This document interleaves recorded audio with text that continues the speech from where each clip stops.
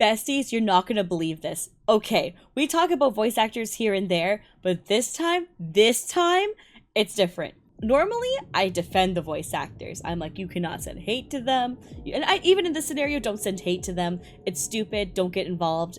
I just want to tell you guys about what I just saw, and no one's talking about it. The voice actor for Tignati said this, and yeah, no one is talking about it. I don't know why this is going unchecked, but your girl did some sleuthing and decided to go further into it. So let's dive into today's tea. Elliot, the voice actor for Tignati, said this.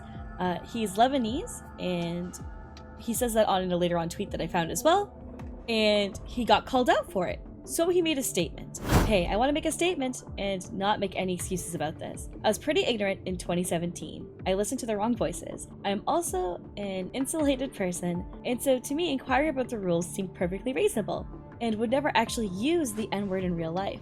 At the time, I thought writing the abbreviated version in a conversation about it was acceptable. Does my ignorance make it okay?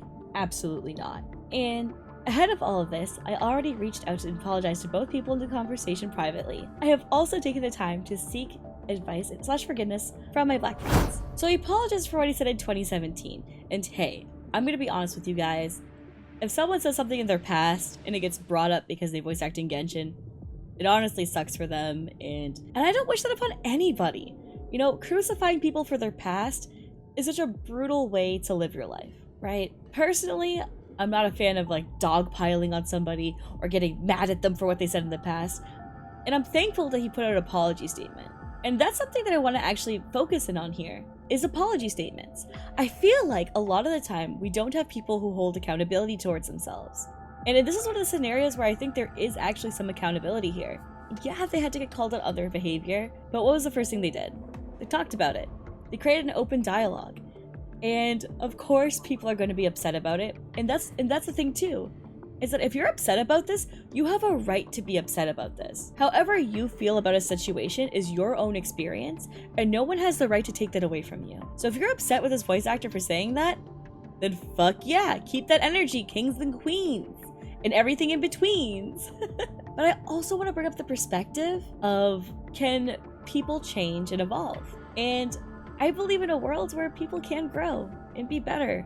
So I really hope that they've learned in those past 5 years, from 2017 to now, and hopefully understand the weight that words have. Now, for those of you who might be more international and not understand, especially in North America, the reason why saying the N-word is so abrasive is because of the connotation. So, a little bit of history here. Using the terminology of the N-word amongst Black people, such as myself, is done as a familial bond. It is when you take back the power over a word and terminology that was used to oppress your people. When we use it to one another as a kin, or even towards our friends in endearment, right? Which maybe our friends aren't Black, but we still call them that, is because we feel that familiarity, because we want to take power back over the word. The moment other races start to use that to address people, it puts the meaning back, the original meaning back into the word.